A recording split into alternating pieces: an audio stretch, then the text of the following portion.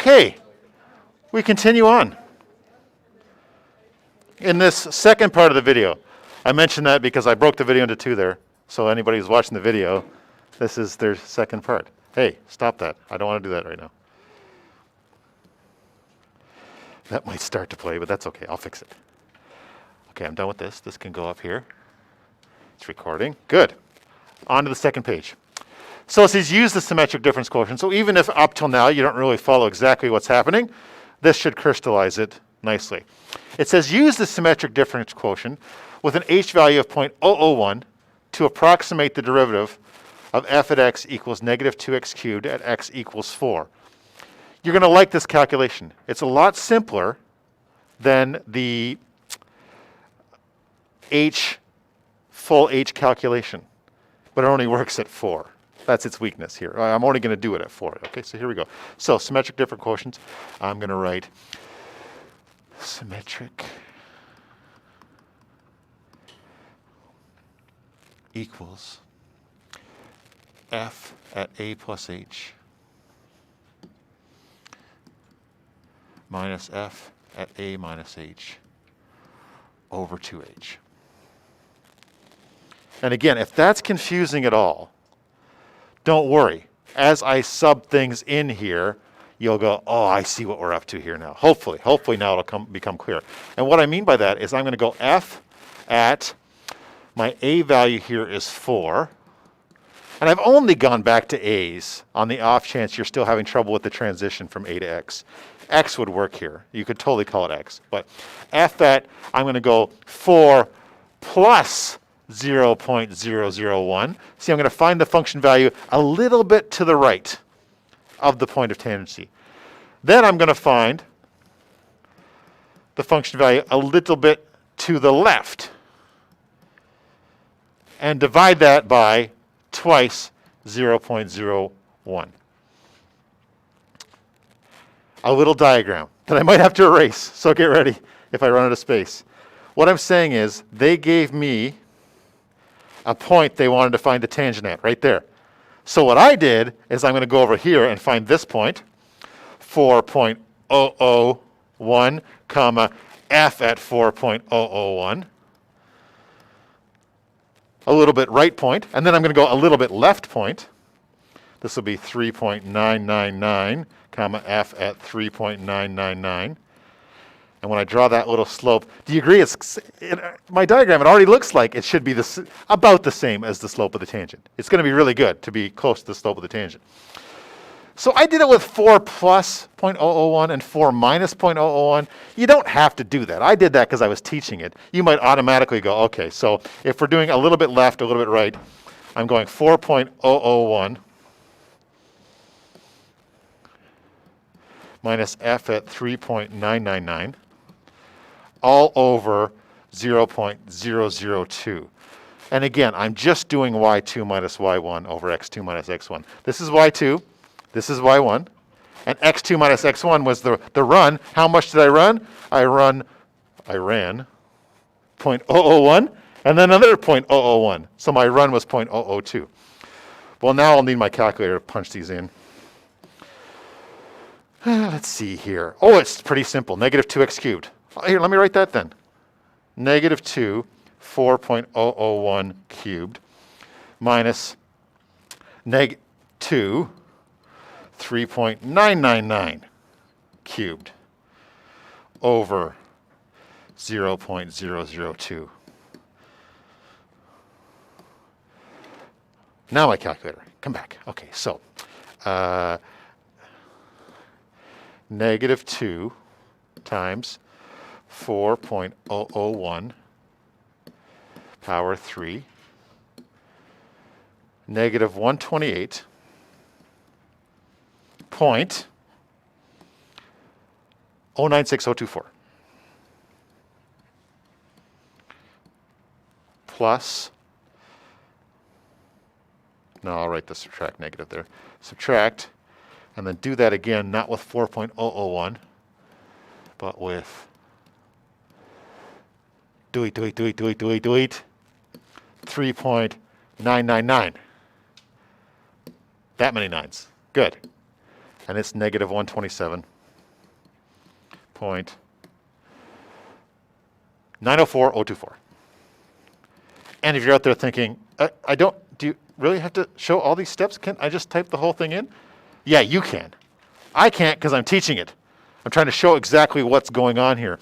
y2 minus y1 over x2 minus x1. This is just slope, straight from grade 9 that I'm doing here.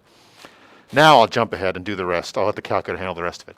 So I got to go fraction button, negative 128.096024, subtract the negative 127.904024, all over 0.002 equals negative 96. Notice no decimal places, no .00s, nothing. And I need to tell you that I know something you'll know by the time you go for your weekend. Yeah? Is I can do this derivative without all this stuff and check the exact answer. And the exact answer is negative 6x squared, negative 96. The exact answer is negative 96. This is exactly right. No heading towards nothing. That's what's beautiful about the symmetric difference quotient. There's another shoe to drop here. You're like, well, then what's the problem? This thing's awesome. There's a problem, and I'll show it to you in just a second. But for now, m tangent, and I'm going to write equals approximately, because technically it's an approximation, but it's so darn good, it's perfect. Georgia, question. Oh yeah, I told you, but let me repeat what I said, because I know this bothers you. But I know something that I'm going to show you by the weekend, where I can just look up at this thing and get the answer. Okay? Just hang in there. I'm not trying to be secretive. I'm not trying to be weird. I'm letting you know that we're on our way. It just gets better and better from here. If you're sort of happy with derivatives going, oh, this is pretty cool, wait till you see what's coming. There's great stuff coming, okay? Oh, you're using your calculator. Notice I did not use my calculator. And it's not because I'm brilliant. That's not the reason. By the weekend, you'll be able to go, do, negative 96, done. Yeah? We're on our way. Good things about to happen. Let's stay in the moment, though, if we can. M tangent is approximately negative 96. Instead of using the old way, I just went a little left and a little right and found 2 points. Yeah? That actually did happen once in advanced functions. Do you remember them giving you a table of values in the advanced functions, and you went a little left and a little right to find it? That's what you're doing. You're just doing the symmetric difference quotient with different labels. That's all, different names. Let's read the notes here, and then I'll stop for questions. When approximating the derivative this way, we are said to be finding the numerical derivative. We're finding the derivative, but we're just using numbers plugged in to do it. And our textbooks uses 0.001 when computing numerical derivatives. It might not tell you what h value to use when it says the numerical derivative, like I did here. But if you want the answers they get, use 0.001. That's more than enough to get accurate answers. 0.001 does really, really well on these. Okay? Any questions on that procedure, though? All right. Use the d by dx function on your calculator to find these numerical derivatives. Your calculator does derivatives. Oh, well, you're young and you're literally born in this century, right? So you're not that impressed. You're like, of course it does. Why wouldn't the calculator calculate derivatives? There's barely any computers around that could do derivatives when I was your age, let alone a calculator. All right, let's find it. Where would it be? Where would this d by dx be? What is it? She likes option. I think it's right on this menu here, but she's right. We found out yesterday that a lot of stuff is under option number. No, option calc, right? So I'm going to start using that so I get used to it, because you notice that I was learning about that yesterday. I know it's in the math menu, and I'll show it there as well. But if you go to option calc, we get solve. Woo, solve. We get d by dx. We get this crazy thing, d2 by dx squared. What's that? This is coming soon to a calculus class near you. Yeah. And then this squiggly dx thing. Yeah, coming soon. December. January, all of a sudden we'll go, integral button, oh, so good. Okay, today, let's just be excited about the d by dx button. And a whole bunch of stuff comes up when you do it. It goes d by dx of, and you get to fill in the function, and here it is. This is the function we're going to fill in. So then I hit my fraction button, which I get a fraction here. My calculator sometimes doesn't give me the fraction thing, but in this spot it does. And then I type in 3x squared minus 5x plus 1. Let's just pause for a second to notice how difficult this function is, by the way. If I said do the h thing with this, you'd be like, are you out of your mind? X plus h, x plus h, x plus h. Denominator and expansions all in one can be done, but whoa, it would be lines and lines and lines. But your calculator's going to do it, no problem. X minus 6. And then you get to, look at this, this little straight line in calculus means evaluated at, or you plug in now. So it's going to do the plugging in for me as well. At x equals, they said 3.5. So it does it all. Great for checking answers. So good. You know, any derivatives you're doing over the next 8 weeks is about how long we'll be doing derivatives for. Anytime you got one, you can just plug it in to make sure you got the right answer. It's so good. What'd I get? Did you get negative 9.64? Yeah? And Georgia, of course, is brilliant at this calculator. But you can also get to that button when you're at the regular menu. It's in the math menu, and it comes up directly there. Matrices, logs, absolute value, and d by dx, all in the regular math menu. But that menu won't come up when you're in the graphing. So that's why the option's so good as well. Option is a great choice to find that. Are we good now? We really want this moving forward. We can always check our derivative answers. Notice our textbook, oh, you need this. I think this was the question I answered more times last year than any other question all year, is when the textbook says ender, they are meaning either use your calculator to get the answer or practice using the symmetric derivative. You don't have to do every question with symmetric derivative. Do enough that you're like, yeah, I know how to do it if I had to when they say ender. But yes, go ahead and use your calculator when it says ender, because it's really implying that go ahead. This is a calculator type question. But make sure you know how to, I hope. You only have to practice this a couple of times. You're like, okay, I can do it if I had to. Yeah. Okay, any questions there? Just a separate slide there to go, your calculator can do these derivatives. Can the numerical, okay, here's the problem. Remember I said there's a shoe about to drop? It says, can the numerical derivative be used to calculate the derivative of f at x equals x, absolute value of x minus 3 at x equals 3? Well, we really want to get to the point now, next week, 2 weeks, soon. We want to get to the point where as soon as we see absolute value, our skin starts to crawl a little bit about derivatives, and we're like, hold on.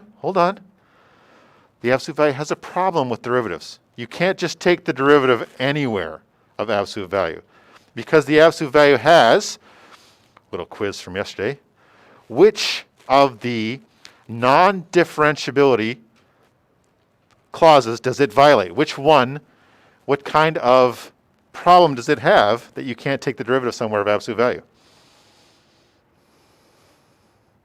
Oh, lots of hands. I just talked about this for half an hour last year.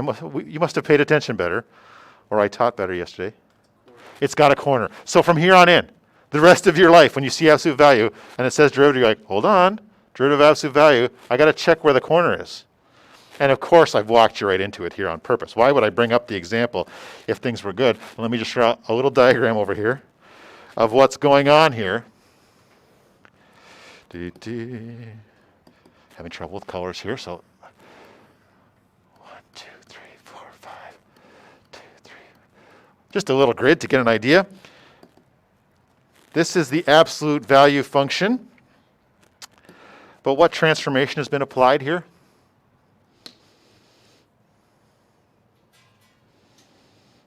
What does that minus 3 inside the function do? Right 3. So here's the absolute value function we're talking about. Is it in red? There it is, in red. and the corner's right exactly. Of course it is. Why would I bring up the example? There's no point bringing you in today to find out the derivative anywhere else on the absolute value. It's easy everywhere else. But right here at 3, it's a problem. So before we even start this question, we should say, in capital letters, the derivative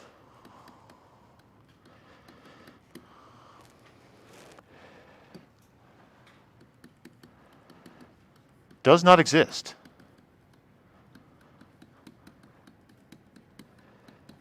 at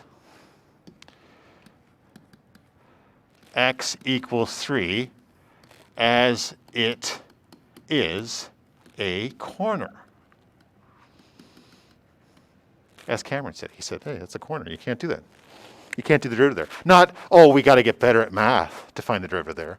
Not, oh, we need this generation Stephen Hawking to figure out how to find the derivative there. No. By the definition of the derivative, there is no derivative there at 3. Can't do it.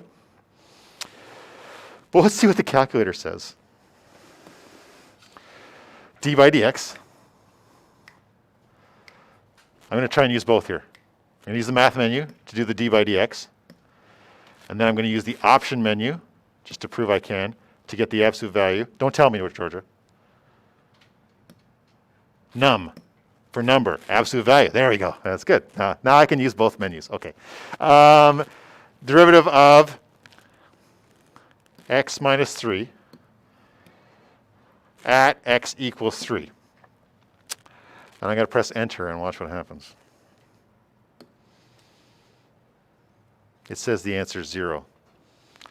So we need a computer coder to get in there and fix the code in this calculator to convince it that it's not 0. It doesn't exist. So your calculator gives a false answer here. But can anyone explain where it's getting its answer from? Boy, I don't know if that's possible. I don't know if I've explained it well enough that you'd know why it thinks the answer is 0.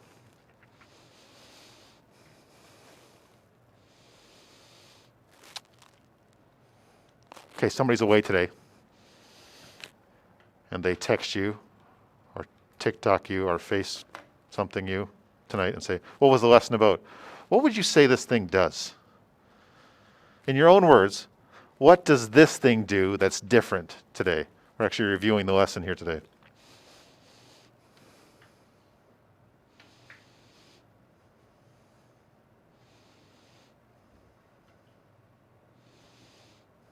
I get all excited. A couple people went to scratch their nose and I thought they were going to put their hand up. It goes a little right and gets a point. It goes a little left and gets a point and connects those two up. But watch what happens when you do that with absolute value. You go a little right and get a point. And you don't have to go this far over, but I did it so you can see it. It goes a little left and gets a point, and it finds that slope, and it says, oh, I think that's what the slope is. You see how the calculator came up with 0? It went a little right and a little left and went, oh, it's 0. When somebody forgot to put in the extra line of code going, check to see if you have a non-differentiable point. So this is why we can't completely rely on technology and why we're teaching your generation to code computers, because we want this, we'd sure like this calculator to do better. So can the numerical derivative be used to calculate the derivative? No. It gives a false answer at points that are non-differentiable, leading to the natural question, how do I know if a point's non-differentiable? See yesterday's lesson. Yesterday was about identifying where things are not differentiable. Okay. I think I've completed the line of thinking. Yes. If you know the derivative exists, this is better and faster than the other derivative. Absolutely. If you don't know the derivative exists there, or if it doesn't exist there, it's a very, very bad choice, because very bad things can happen, like what just happened here, where I might leave thinking that the slope is 0 when it's definitely not equal to 0. It's not equal to anything. Okay, this says use your calculator's numerical derivative function to graph y equals f prime at x if f is sine x. We're going to jump ahead here. We're going to try and find the derivative of sine x using your calculator and the graph on the calculator. Okay, this is not easy to type in, and I'm pretty sure my screen will look different than yours. So go into graph, and then hit the d by dx button. I don't have a d by dx button. How do I get the d by dx button when I'm stuck in a graph like this? Option. So go to option, over to calc, and I press d by dx. I think this is where mine's different than yours. I think you get the d by dx. You get the whole thing. Mine hasn't been updated. Yeah? So mine, I just get d by dx. So part of what I'm going to type in is the same as you. I'm going to type d by dx. What's the function I'm using? Sine. So I'm putting in sine of x, just like you. So you should put in sine of x in there. Then evaluated at that other little part you've got there at x equals, just put an x. So put another x down there. Yeah? So x equals x. Mine, I don't do that. I don't have to do that, but I should get the same after that. So we're going to graph the derivative of sine. And this sort of implies that we'll recognize the graph. I don't know. Let's see. Hit draw and see what graph you get.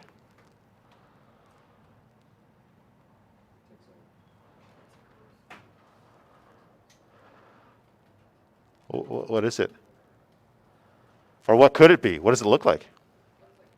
It looks like cos. Oh my. That is wild. Hypothesize the equation of the graph. No, that's not. Look at that. You just went to write really small there. That's no good. This is like what's going on in your brain. Y equals cos x? Question mark, explanation. Oh my.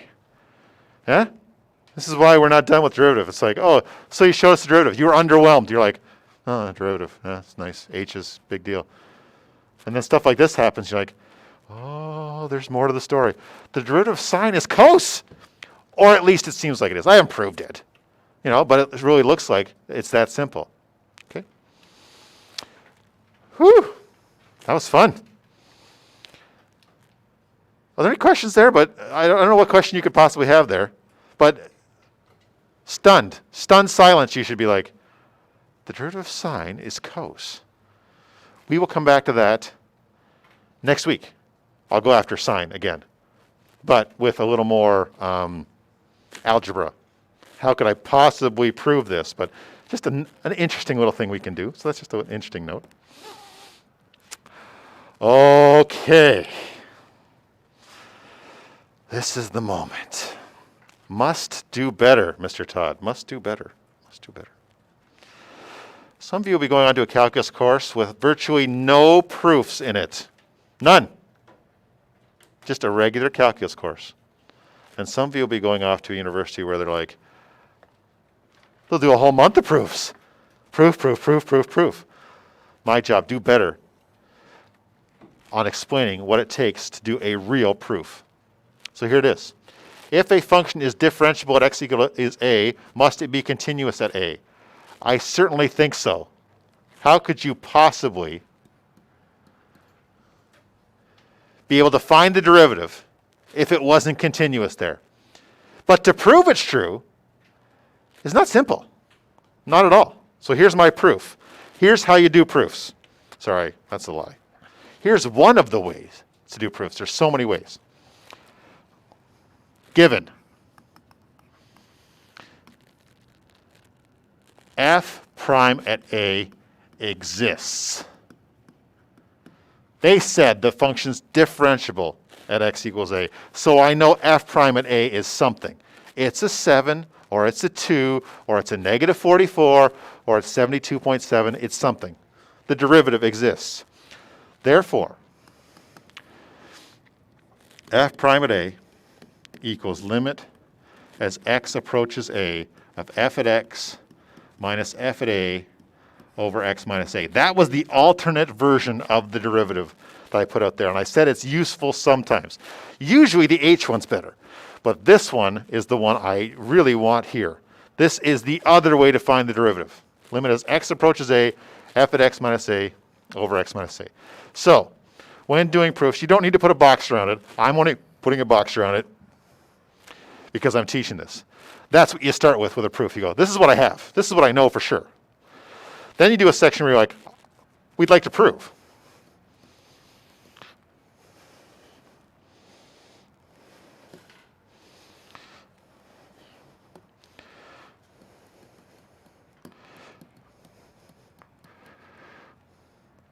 Well, if it's continuous, what you really want is this statement. And I'll hesitate and explain this. We'd like to prove that the limit as x approaches a of f at x equals f at a. And that line says a lot of things all at once. It first says that this limit exists. This states that the limit exists. Because it says limit as x approaches a of f at x is f at a. It says we can find the answer. We'd like to prove that you can find an answer here, that there is a limit here. Not only that, the limit as x approaches a of f at x is f at a. It's heading towards where it is. There's no hole there. The limit exists from both sides, and when you get there, the dot is there. So here's the diagram of what we're saying there. Oops, too far. There's what the left-hand side says. The left-hand side says the limit exists. They're both heading towards that point. And the right-hand side says, and when you get there, the point is there. That's what that's saying. So this is what I'd like to prove. Or, to prove it, I'm just going to bring this over, because it really helps in the proof. That's what I'd like to prove. So when you're doing proofs, and there's different ways to set it up, that's how proofs really start. State what you know exists. State what you'd like to prove. Now, the final stage of the proof looks like this. The first line looks like this. Limit as x approaches a of f at x minus f at a. I start with the left-hand side of the proof. And then I do a bunch of algebra, and hopefully I'm good enough. Here's the mystery part, is whether I'll be good enough. Do I know enough mathematics to get all the way down and get a 0 at the end? Reminds you of identities, right? That's what identities were all about. We're about proofs. Start with what you have and see if you can get to what you want. Using only this. This is what I'm going to use. Now listen, if your brain is exploding, there's no proofs on the test. Not like this. I'm going to put a proof on there, but it's not like this one. No proofs like this. I'm just trying to start the foundation of what it takes to do proofs in calculus. So this is like your intro to proofs, if you want. Okay, here's what I'm going to do. I want to get from here down to 0. Seems impossible. Seems impossible. And this is the only weapon I have available. Okay? And sometimes in proofs, you're like, I don't know what's going to happen here. I don't know what to do. But I'd sure like to use this. Oh, and I got to fix something over here. That was supposed to be an A, not an X. Okay. I'd like to use that, though. So what I'm going to do is, I'm going to algebraically put it in there. I'm going to go f at x minus f at a. I'm going to multiply that thing by, again, our favorite move in math, multiply it by 1.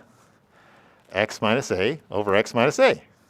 I chose x minus a, numerator and denominator, because I knew if I was ever going to use the information I had, I'd need that x minus a in the bottom. So then with a rearrangement, some clever rearrangement,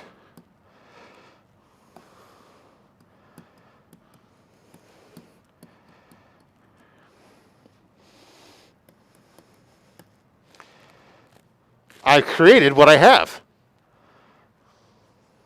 The information I have here. And so what I get is limit as x approaches a of this thing, which I'm very happy about, and limit as x approaches a of this thing. And here I get to finally use this piece of information. limit as x approaches a of f at x minus f at a over x minus a is f prime at a. And that seems totally useless, except I know this exists. This is something. It's a 2, or it's a 7, or it's a negative 3. That's not a mystery. And then this one is, I can now sub in the a, just like we did with the derivative, right? Now we've manipulated around where I can sub in a. This is a minus a. So I get f prime at a times 0, which is equal to 0. Therefore, f is continuous at x equals a. Now, before you panic, let me tell you that if you watch that whole thing, and here's all you got out of it. All you got out of it is to do a proof, start with what I have, write down what I need to prove, and then see if I can do it. If I can take the left side of this and end up with the right side of this. If that's all you got out of all that, we've actually had a very good day on our journey to learn about proofs. I'll do a few more this chapter. But please don't panic about these until I do enough of them and start to imply, ooh, here's one that could be on your test. Because proofs are hard. They are the hardest thing in math, for sure. For sure they are. Not even close. Because they're not calculation oriented. You can't just grind out the algebra and the calculations. Having said all that, are there any questions about what I did there? If it's confusing to you, that's okay. Again, remember I said the goal was, I now see with proofs, write down what you're given, write down what you want to prove, start with the left side, and see if you can progress your way down to get the right side, proving what you're trying to prove. Well, here's what you do if that bothers you. This is Mr. Todd Surviving in University 101. Sometimes with proofs, the best we can do is sort of start to memorize them and go, you know what, tomorrow night, I'm going to try this. That proof Mr. Todd did, I'm going to try and do it without even looking and see how far you get. And if you get this far, you've done amazing. Then you look at the rest of it and go, oh, okay, that's what we do the rest of the way. Okay. And then 2 hours later, you go, okay, I'm going to try it again. See if I can do that proof that Mr. Todd did. And this time you get down to here before you forget what the heck is going on. You go, I almost got it. That's a great way to learn proofs. And I'll do more as the chapter goes on. But I saw a hand. Question? No. It's good? Yes. If you made progress there, if you looked at it and went, where did you get that? And then you went, oh, I see where you got that. That's exactly what proofs are like. Proofs aren't like regular mathematics in that you're like, after it's done, you're like, I totally get that. No. You write it down. You go back to your dorm room. You stare at it. You come down to the caf and go, does anyone else get that proof that Mr. Todd did today? You're like, I get this far, but I don't get that. Yeah, that's the way proofs are going to be. Okay. That was fun. Counterproofs are easier. Oh, this one's a counterproof. If a function is continuous, must it be differentiable? No. When the answer is no to a proof, your life is a lot easier. You just have to prove it's not true one time. All my job is, and I'm going to draw it really big, and I hope I'm going to get some help here with the counterproof. So if you really had trouble with that last proof, that's fine. But this hopefully will go well. I'll get my red pen out. Can someone tell me a function that is continuous at a particular point, but is not differentiable there? There's lots of good choices, but there's one really good one. Yeah, that's the one we were talking about today. There are others, of course. We can come up with a million different ones. That's the nice thing about counterproofs. You don't have to come up with all the examples. You just need one. Here's my counterproof. Y equals absolute value x is continuous at x equals 0. But y equals absolute value x is not differentiable, get the word ready, at x equals 0 because what's there? What's the word from yesterday? Corner. There is a corner there. Mr. Todd, was yesterday's lesson teaching me what a corner is? Defining a corner? Well, yeah, among other things. But yeah, that was one of the things like, oh, look, this is called a corner. So. Okay, so proofs and counterproofs. Counterproofs, much easier. Just find one way. Just find something in the universe that says, no, this isn't true all the time. Actual proofs, you got to prove it always. You can't just prove it at 2 or -2 or 3 or -3. You got to prove it's always true. Those are very, very difficult. Very. So don't feel bad. You don't look at this last proof and go, I don't get it. Oh, I'm not going to university. My parents aren't going to love me anymore. No. No, that's not the way proofs work. And anyone who says they do must not have taken a course in proofs. A course in proofs is a lot of banging your head on the wall, trying it again until you got it, and then rolling the dice on the exam and going, I hope I can do the proof that's on the exam. And sometimes you won't be able to. You're like, I couldn't get it to work. And you get on with your life. It'll be okay. Okay? So if you're on to proofs next year, you got to keep your standards in check a little bit. Last slide, is it? Last slide. The intermediate value theorem for derivatives. Let me just talk about the intermediate value theorem in general first. What the intermediate value theorem says. Non-rigorous. That is, I'm not going to prove this is true. I'm just going to appeal to your brain, and hopefully you'll agree it's true. The advanced functions people right now are trying to factor, and they're learning very quickly how to factor.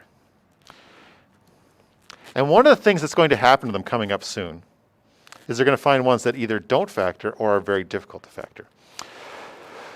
All I'm going to tell you about is, listen, if you sub into a function and you go p at 1 and you get a positive number, 7, 8, 11, whatever. And when you sub in p at 2, you get a negative number. I argue, and I'm appealing to your brain now, your intuition. I'm not going to prove it. But I argue then, if I got positive at 1 and negative at 2, somewhere between 1 and 2, in here somewhere, this thing's got to hit 0. It's got to. If I'm going to get from positive to negative, it's got to go through 0. If it's continuous. If it's continuous. If it's not continuous, so there's an asymptote in the middle here, then I can jump around. But if it's continuous, no matter what I do, if I got to get down to that point, I've eventually got to go through 0. That's what the intermediate value theorem says. That's what intermediate value theorem is talking about. You want to get from here to here, you're going to have to go through all the points in between, if you're continuous. So back to here. That's my introduction. The question for discussion is y equals 2x the derivative of some function? And I say not every function can be a derivative. In order for this property to occur, the derivative function must possess the intermediate value property. That is, if you have any 2 points on the interval which are differentiable, then f prime takes on every value between those two. What? What are you talking about? Quick little diagram. If I've got some function like this, I'll draw a little curve on there. Not too complicated, something like that. And I say, okay, right here, the slope is 1 at that particular time. Don't get nitpicky. Don't look at my graph and go, Ms. Todd, doesn't really look like 1. That's not what I mean. And over here, I say the slope is 3. The intermediate value theorem says every slope between 3 and 1 happens in there. You say, oh, does the slope go to 2.5? Yes, somewhere in there it's got to go 2.5. Does the slope go 1.5? Yes, somewhere along the way it's got to go 1.5. If a function is differentiable, you've got to hit every slope along the way. That's what this is saying. Let me repeat it. If a and b are 2 points, this is a, and this is b. If a and b are 2 points on the interval on which f is differentiable, then f prime takes on every value between f prime at a and f prime at b. So this was f prime at a equals 3, and this was f prime at b equals 1. Everything from 3 to 1 must happen. The proof of this, listen to this sentence, the proof of this theorem is beyond the scope of this course. I need stuff we haven't even seen yet to prove this. Sort of. The proof is crazy, and this is what I was saying in the last 2 slides. The proofs can be crazy. for now I appeal to your intuition. It seems like if we have slope 3 there and we have slope 1 there, we're going to have to hit every slope in between. So, does y equals 2x hit all the slopes? Y equals 2x does hit all the slopes. So yes. Is it derivative of some function? Yes. And we don't know what function it is, but it could be the derivative of some function. How about this one? Could the unit step function be a derivative? Does it hit all the values? No, it does not. It skips all the values between -1 and 1.